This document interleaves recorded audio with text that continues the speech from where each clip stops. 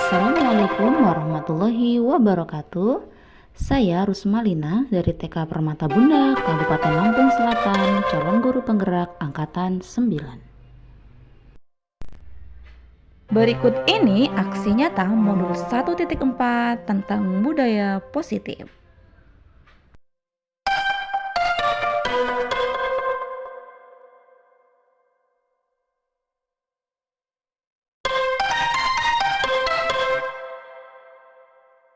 Assalamualaikum warahmatullahi wabarakatuh. Waalaikumsalam warahmatullahi wabarakatuh. Tapi Bun, Ya Bun. apa kabar semuanya? Bunda dan ibu semuanya. Baik. Alhamdulillah, luar biasa, dahsyatnya. Allahu Akbar. Masih semangat? Tetap semangat. Oke, terima kasih.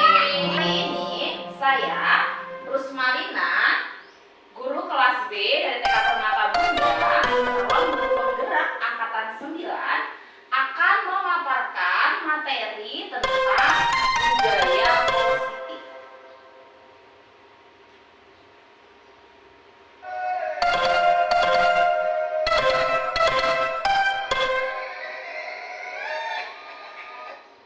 Oke, ini dia konsep inti dari budaya positif, di mana di situ ada perubahan paradigma belajar, kemudian disiplin positif, nilai-nilai kebajikan, kebutuhan dasar manusia, kemudian motivasi perilaku manusia, posisi kontrol guru, keyakinan kelas, dan segitiga restitusi.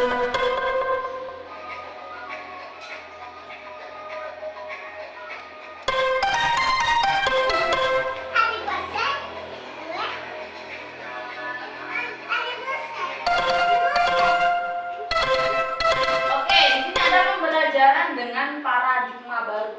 Jadi apa sih paradigma baru seperti itu? Jadi pembelajaran dengan paradigma baru merupakan pembelajaran yang dirancang berdasarkan prinsip pembelajaran berdiferensiasi, sehingga para peserta didik belajar sesuai kebutuhannya berdasarkan tahap perkembangan sesuai teori psikologi modern untuk mewujudkan profil pelajar Pancasila. Kemudian ada miskonsepsi tentang teori kontrol. Nah, di mana di sini ada ilusi guru mengontrol murid. Jadi ilusi bahwa semua penguatan positif efektif dan bermanfaat. Kemudian ilusi bahwa kritik dan membuat rasa bersalah mampu menguatkan karakter. Kemudian ilusi bahwa orang dewasa berhak memaksa. Jadi ini miskonsepsi tentang teori kontrol seperti itu.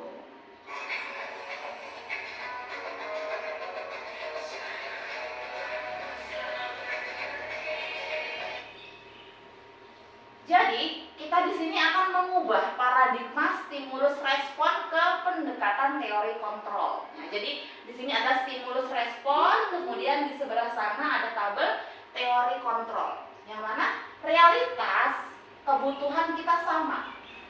Di teori kontrolnya, realitas atau kebutuhan kita itu berbeda, seperti itu ya. Jadi, stimulus respon dengan teori kontrol itu berbalik seperti itu. Kemudian semua orang melihat hal yang sama, seperti itu. Tapi pada teori kontrol, setiap orang memiliki gambaran yang berbeda. Kemudian ada lagi, kita mencoba mengubah orang agar berpandangan sama dengan kita. Apakah seperti itu? Ya. Tapi kita juga berusaha memahami pandangan orang lain tentang dunia. Jadi kita itu punya pendapat yang berbeda pastinya. Perilaku buruk dilihat sebagai suatu kesalahan. Semua perilaku memiliki tujuan. Orang lain bisa mengontrol saya. Hanya Anda yang bisa mengontrol diri Anda. Jadi yang hanya bisa mengontrol diri kita ya diri kita sendiri gitu. Saya bisa mengontrol orang lain. Anda tidak bisa mengontrol orang lain. lain. Pemaksaan ada pada saat bujukan gagal. Kolaborasi dan konsensus menciptakan pilihan-pilihan baru.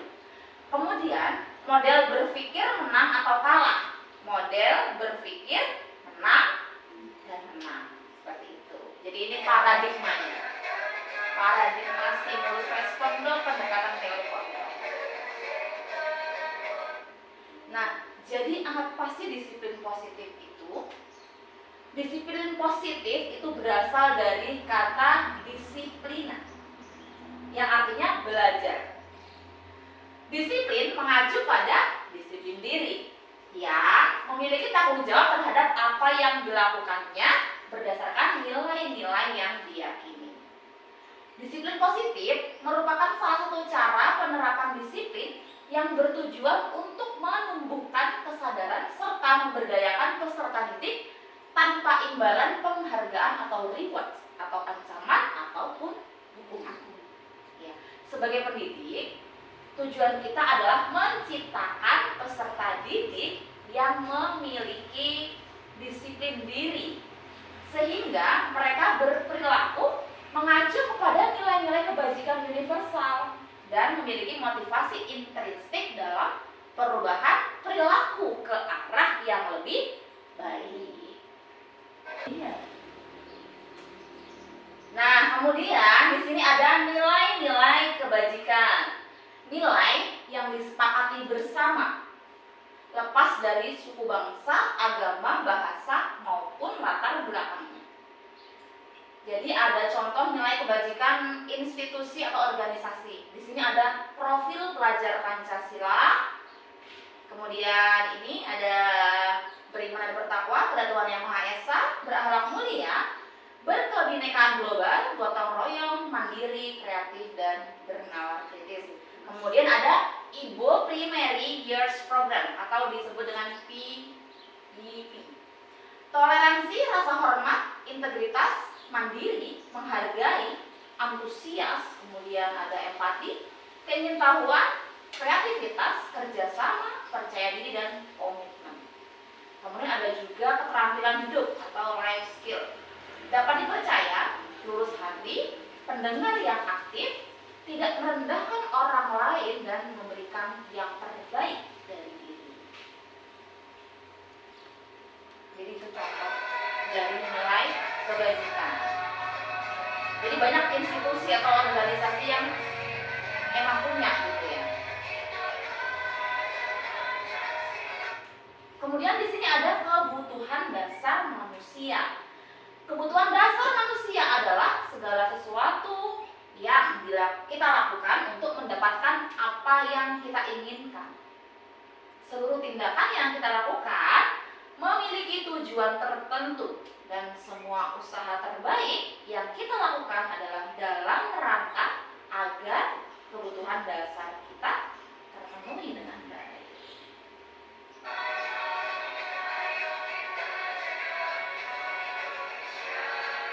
Nah, ini dia. Ada 5 kebutuhan dasar manusia. Yang pertama, apa Bu? Bertahan hidup. Jadi kebutuhan manusia itu yang paling utama itu yang pertama adalah bertahan untuk hidup. Jadi ada makanan, pakaian, tempat tinggal, keamanan, kesehatan, seperti itu. Kemudian ada kasih sayang dan rasa diterima. Ada rasa diterima, dipedulikan, kemudian berbagi, kerjasama, menjadi bagian dalam kelompok. Kemudian ada penguasaan. Itu meliputi harga diri, keinginan untuk dianggap, memimpin, berprestasi, diakui, dan didengar. Ada kebebasan. Jadi mandiri, memiliki pilihan, mencoba hal baru, kemudian mampu mengendalikan arah dirinya, dan yang kebutuhan dasar yang terakhir adalah kesenangan. Jadi meliputi bermain, humor, antusiasme, tertawa, seperti itu.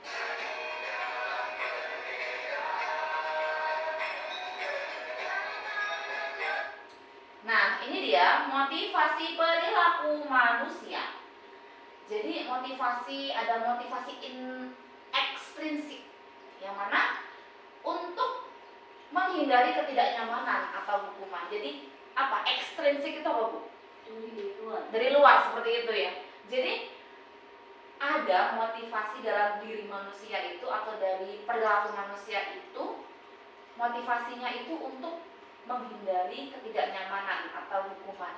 Jadi misalnya saya itu melakukan sesuatu supaya saya itu nyaman gitu. Kalau itu nggak nyaman lah, atau supaya saya nggak dihukum seperti itu, atau untuk mendapatkan imbalan misalnya, dan atau penghargaan dari orang lain. Jadi itu merupakan motivasi ekstrinsik, jadi motivasi dari luar. Kemudian ada juga motivasi intrinsik, di mana motivasi tersebut berada dalam atau dari diri kita seperti itu. Jadi untuk menjadi orang yang mereka inginkan dan menghargai diri sendiri dengan nilai-nilai yang mereka percaya, dengan nilai yang orang tersebut atau diri kita percaya seperti itu. Jadi itu motivasi intrinsik.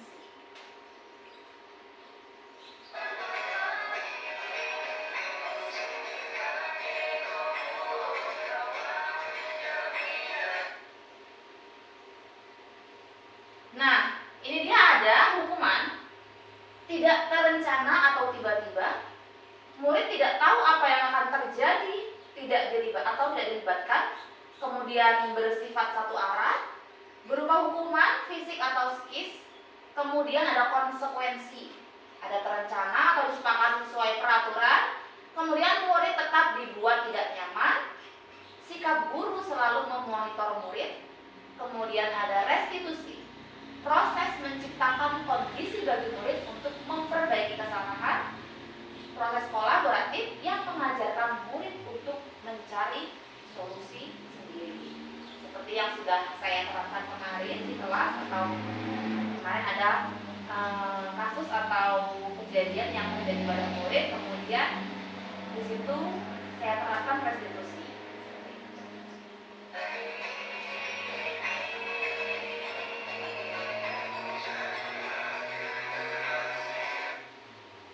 Kemudian di sini ada 5 posisi kontrol guru. Yaitu yang pertama penghukum, ya, sebagai penghukum. Kemudian ada pembuat merasa bersalah, ada sebagai teman, pemantau, dan manajer. Nah, kira-kira kita itu posisi kontrol guru yang mana gitu ya? Apakah kita yang penghukum, atau pembuat merasa bersalah, atau sebagai teman, atau pemantau, atau manajer?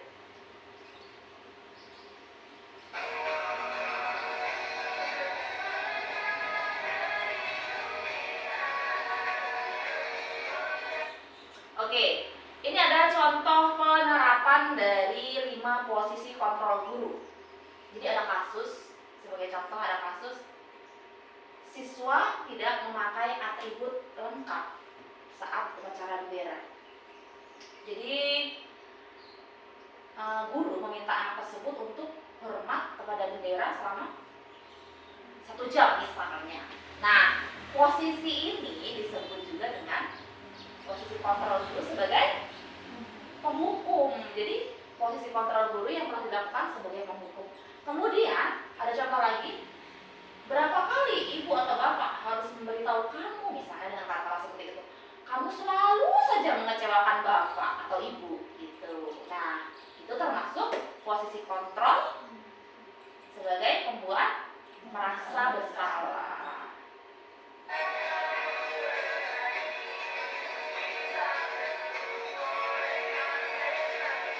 Nah, kemudian ada lagi, ayo dong ikuti aturan sekolah seperti itu.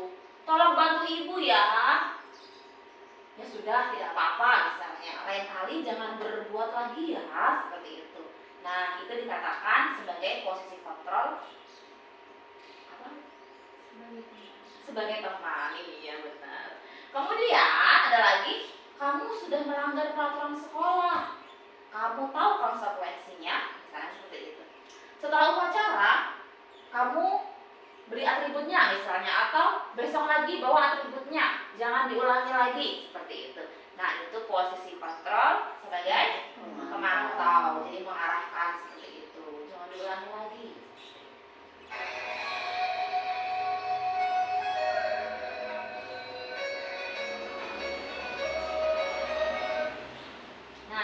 posisi kontrol yang terakhir. Jadi apakah kamu tahu kesalahanmu? Jadi kita menggali siswa atau murid kita. Apakah kamu tahu kesalahanmu? Kira-kira bagaimana ya supaya kamu bisa memperbaiki kesalahanmu, supaya hal itu tidak terjadi lagi seperti itu. Nah, itu posisi kontrol sebagai manajer, di mana kita sebagai guru itu sebagai manajer untuk peserta didik atau murid kita, supaya anak tersebut mampu untuk menggali atau menemukan apa sih kesalahan dia gitu. Kemudian bagaimana sih supaya kesalahan itu bisa diperbaiki untuk semakin baik lagi. Jadi kira-kira kalau kita disuruh memilih, kita mau posisi kontrol yang mana gitu ya? Yang mana, Bu? Yang hukum? Atau yang mana nih? Kira-kira? Teman ya. Sebagai teman ya, gitu ya. Oke, sebagai teman ya. Tapi sebenarnya untuk yang lebih maksimal gitu ya. Kalau yang untuk lebih maksimal itu sebagai manajer gitu. Karena apa? Tujuan kita adalah di sini menanamkan disiplin, budaya disiplin ya, atau disiplin positif. Jadi bagaimana anak tersebut tahu atau sadar bahwa apa sih kesalahanmu. Kalau hanya sebagai teman saja, itu emang merasa nyaman ya terhadap anak seperti itu ya. Tapi terkadang ya mungkin itu tidak akan menemukan solusi seperti itu. Itu lebih baik dari penghukum seperti itu ya. Tapi akan lebih baik lagi ketika kita menempatkan atau menjadi posisi guru yang sebagai manajer. Jadi di situ kita menggali anak bagaimana dia menemukan kesalahannya, kemudian memotivasi dirinya supaya dia itu tahu loh, oh dengan kesalahanku ini supaya besok aku tuh nggak seperti itu lagi, sehingga besok akan lebih baik lagi seperti itu.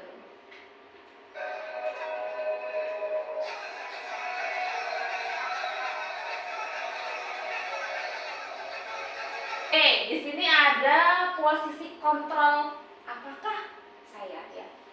Jadi kalau ada kata-kata saya kecewa sekali dengan kamu. Nah, posisi kontrol yang mana?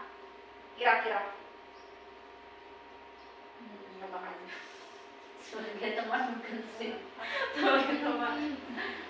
Apakah penghukum? Apakah bersalah? sebagai Merasa rasa bersalah ya gitu ya, kecewa banget gitu. Jadi kesannya ini ya, kesannya apa gitu ya. Gitu ya, lanjut.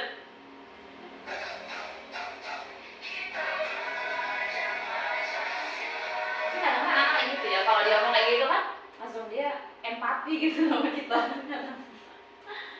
Kemudian kalau yang ini, kamu tidak pernah benar melakukannya. janji ya, penghukum, teman,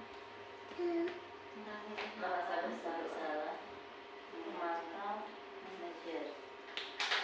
Apa dong? Memantau bukan sih?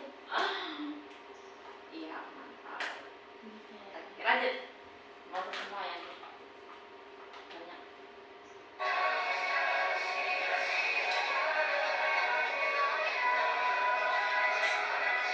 Oke, ini ada nih. Apa rencanamu untuk menyelesaikan masalah ini? Iya, sebagai manajer. Oke, lanjut.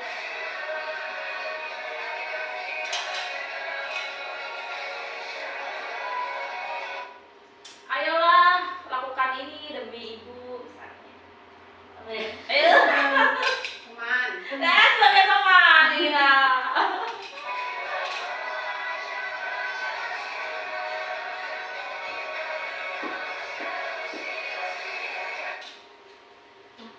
Kamu tidak pernah mendapatkan nilai jika tidak mengerjakan tugas. Hukum. Ayo apa yang lebih ke tadi ingetin aturan-aturan atau konsekuensi-konsekuensi. Pemantau.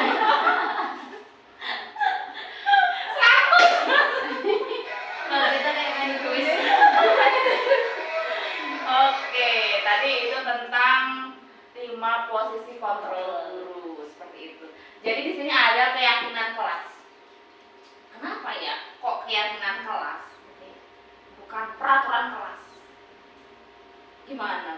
Jadi beda nggak sih Bu, peraturan kelas dengan keyakinan kelas? Atau biasanya kita itu kesepakatan kelas? Gitu.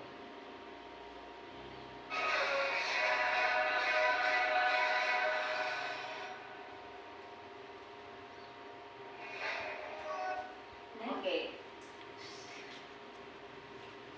Jadi di sini ada pembentukan keyakinan kelas.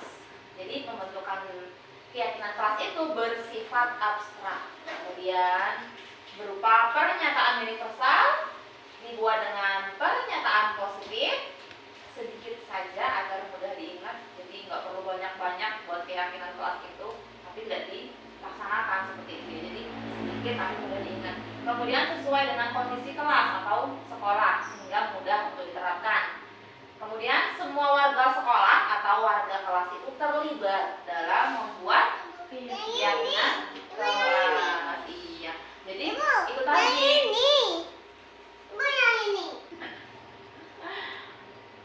Jadi itu tadi kenapa disebut keyakinan kelas. Jadi kalau kita udah baca nih di sini ada poin-poinnya. Jadi bedanya dengan peraturan kelas, keyakinan kelas dengan peraturan kelas.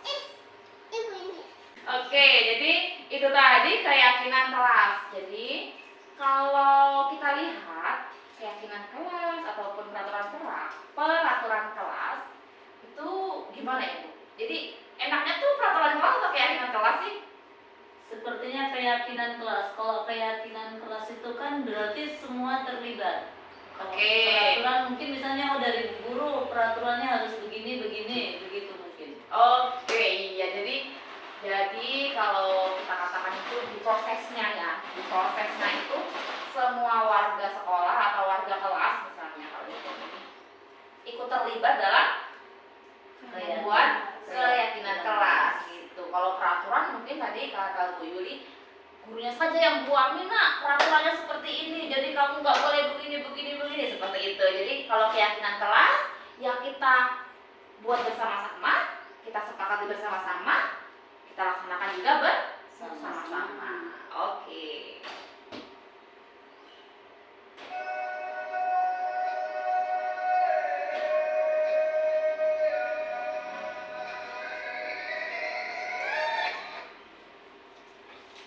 Nah, di sini ada segitiga restitusi. Jadi, yang mana segitiga restitusi itu adalah suatu proses dialog yang dijalankan oleh guru. Kemudian agar dapat menghasilkan murid yang mandiri dan bertanggung jawab. Jadi, ada tahap dalam segitiga restitusi. Jadi, yang pertama itu menstabilkan identitas. Kemudian ada validasi tindakan yang salah, kemudian ada menanyakan keyakinan. Jadi pengakuannya seperti itu. Kalau kita akan menyelesaikan masalah bersama dengan murid tersebut, jadi yang harus kita lakukan yang pertama adalah menstabilkan identitas. Jadi apa benar tadi ngelakuin itu misalnya. Kemudian validasi tindakan yang salah, divalidkan ya tindakannya itu. Terus kalau seperti itu baik tidak ya misalnya. Jadi divalidasi dulu tindakan murid tersebut. Kemudian menanyakan keyakinan. Jadi kalau misalnya nih sebagai contoh Mesa, kalau Mesa seperti itu keluar masuk kelas misalnya, itu sesuai nggak dengan keyakinan kelas yang kita buat bersama? Seperti itu. Jadi kita tanyakan keyakinan. Menanyakan keyakinan tersebut seperti itu. Jadi itu tahap dalam segitiga restitusi. Nah, ini ada contohnya juga dalam menstabilkan identitas. Jadi berdasarkan prinsip membuat kesalahan adalah bagian dari proses pembelajaran. Jadi berbuat salah itu wajar ya, tidak ada manusia yang sempurna atau tidak ada manusia yang nggak punya salah gitu ya. Ibu juga pernah melakukan kesalahan, ibu tidak mau mencari tahu siapa yang salah di sini gitu, tapi kita akan cari solusi bersama dalam menyelesaikan masalah ini. Kamu berhak kok merasa seperti itu, merasa seperti keinginan kamu atau yang lain sebagainya.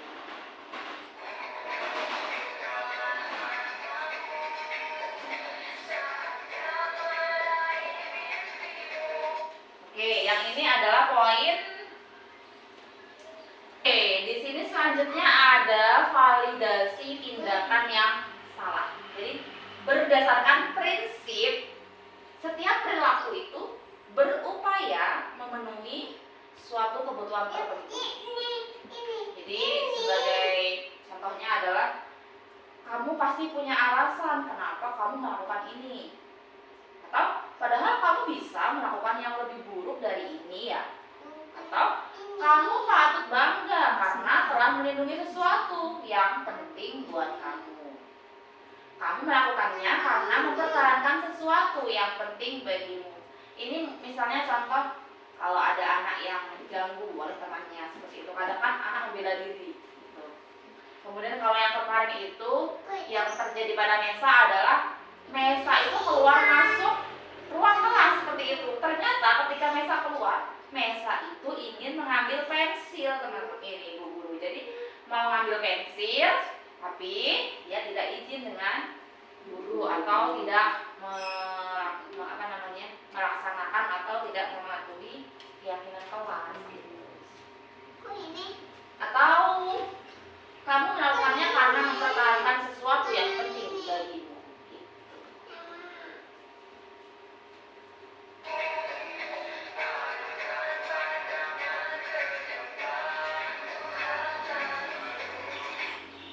Oke, di sini ada tahapan dalam menanyakan keyakinan. Jadi berdasarkan prinsip teori kontrol bahwa pada dasarnya kita termotivasi secara intrinsik, bukan ekstrinsik. Apa keyakinan kelas kita? Nilai-nilai apa yang sudah kita sepakati bersama? Iya, jadi di sini ada tahapan yang selanjutnya adalah menanyakan keyakinan. Jadi menanyakan keyakinan itu berdasarkan prinsip teori kontrol bahwa pada dasarnya kita termotivasi secara intrinsik, bukan ekstrinsik. Jadi sebagai contoh poinnya adalah apa keyakinan kelas kita, kemudian nilai-nilai apa yang telah kita sepakati bersama, kemudian seperti apa gambaran sebuah kelas yang ideal menurut kamu, atau kamu ingin menjadi orang yang seperti apa.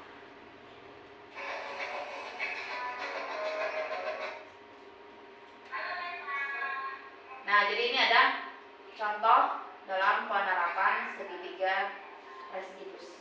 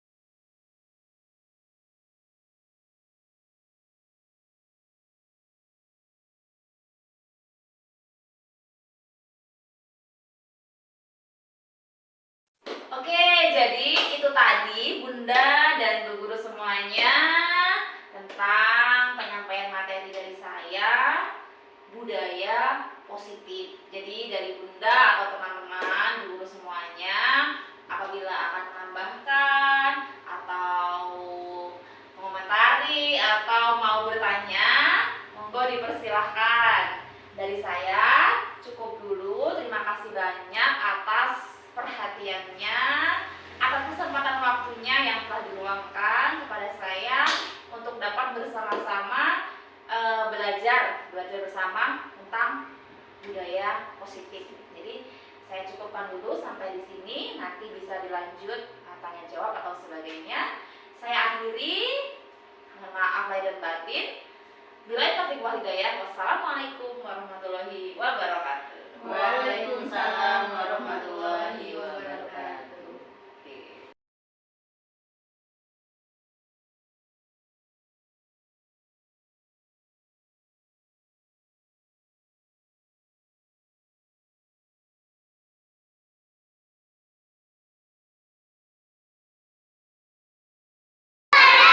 Assalamualaikum warahmatullahi wabarakatuh.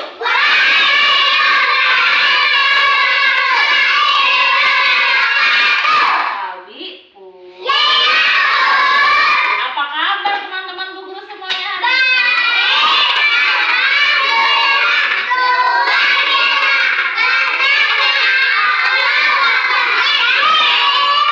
Wah, semangat sekali hari ini. Sekarang hari Jumat. Hari Jumat tanggalnya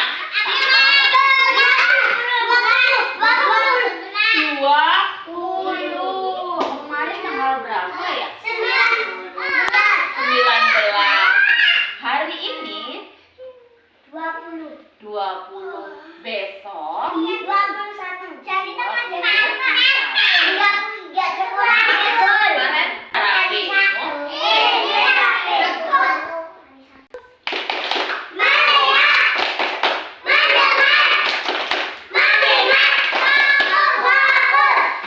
tepuk konsentrasi.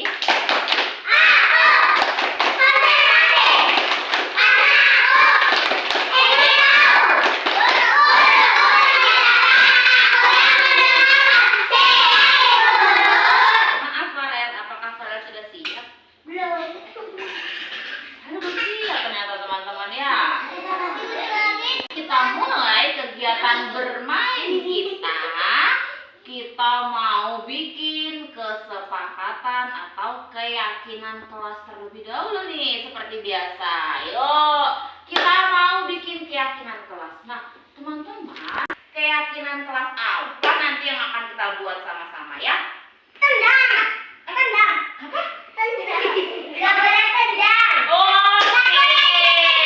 Biar supaya kegiatan kita nanti berjalan benar.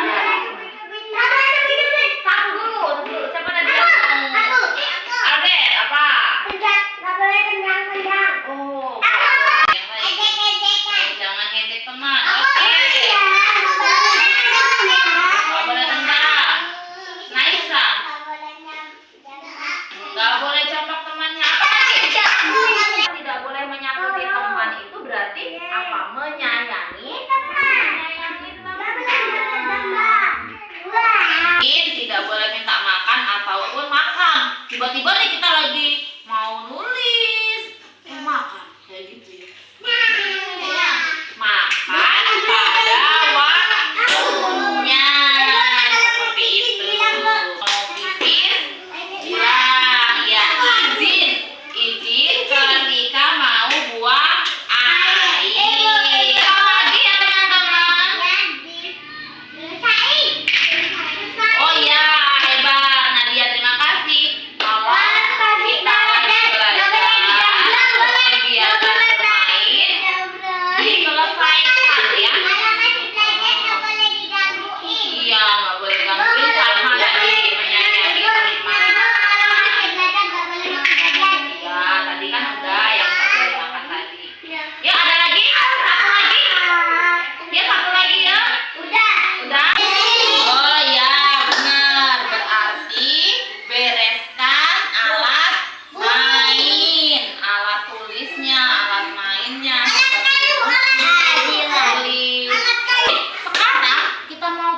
sini teman-teman. Kita mau bikin di sini keyakinan kelasnya.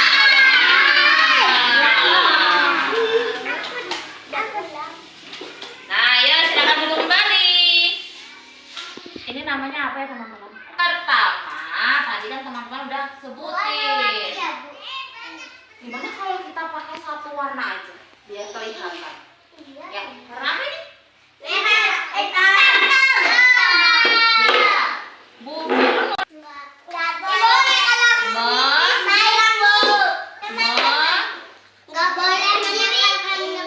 Menyayangi teman. Ya, termasuk nggak boleh pukul-pukul tadi ya, itu masuk ke dalam menyayangi teman. Yang kedua apa tadi ya? Oh, izin ketika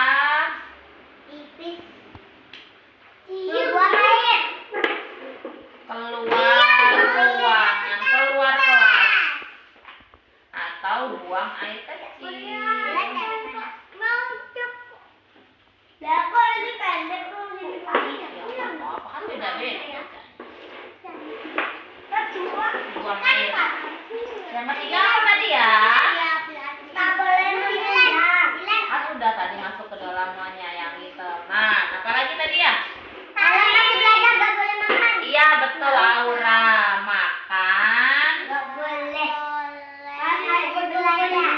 saat waktunya. Saat waktu makan ya.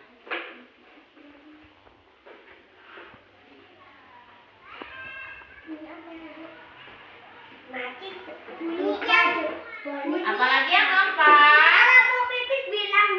Udah tadi izin ketika keluar kelas atau mau buang air. Ada lagi tadi apa ya?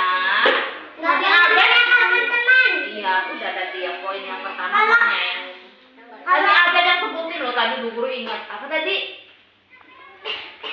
Apa tadi ya? Menyelesaikan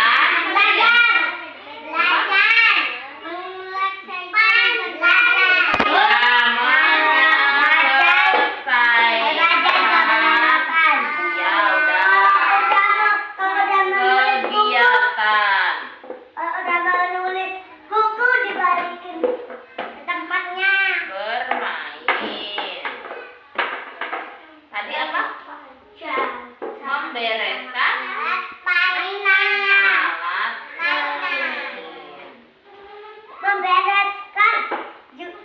alat iya kalau buku alat tulis itu semuanya disebut. Nah ini dia keyakinan kelas kita. Nanti Bu Guru mau tempel. Yuk kita teman-teman di sini dulu. Ya boleh 2 orang Albert sama Farel bantu Bu Guru pegang di ujung sini sama sini. Kita tempel di sini nak. Yuk. Permisi. Nih gini. Nah pegangin. Minta tolong ya ada pegangin ya. Kau sama sepakati bersama tadi dan kita ikuti ya teman-teman ketika kegiatan bermain dan belajar kita. Sekarang karena kita sudah sepakati bersama, kita akan membubuhkan tangan kita ya, telapak tangan, pakai telapak tangan ya. Nanti telapak tangan teman-teman boleh ditempelkan ke warna ini. Pilih salah satu warna ya, dan teman-teman nanti akan tempelkan. Ya, gini ya. Nanti muter ke sini, deket-deket aja, ya, jangan jauh-jauh, nanti semuanya kebagian. Ya, Bu Guru misalnya gini, diratain. Bu Guru mau di sebelah sini, ya. Tuh, ini jarinya Bu Guru di sini, telapak tangan Bu Guru. Yuk, sekarang Farel, silakan pilih. Silakan, langsung tempelkan. Deketan ya, nanti. Maaf, berurutan. Berurutan setelah Farel nanti. Ya, oke. Ayo, silakan Nadia. Nadia.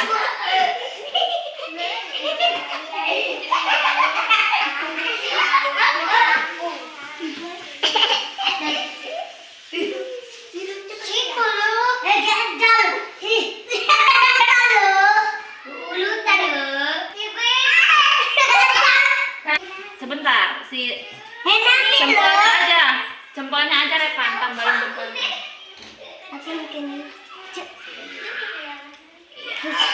Ayo.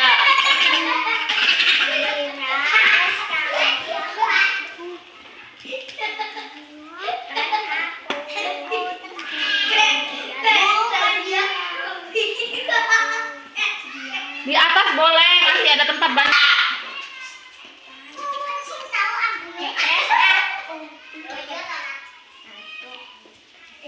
Ayo.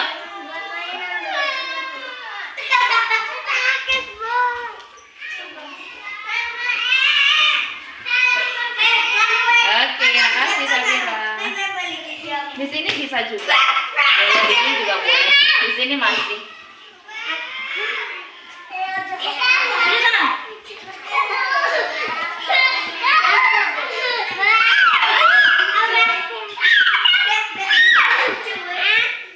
Oke, Aura.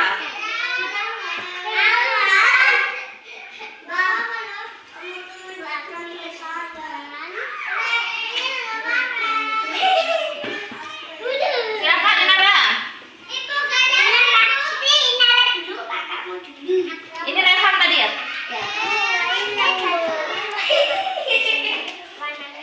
Dian tadi yang mana ya? Yang mana tadi Dian? Ibu, itu tadi.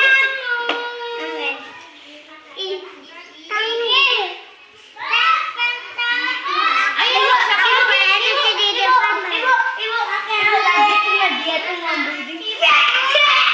Bet, punya Albert yang mana, Bet? Punya Albert yang mana? Nah, malah cuma dikit.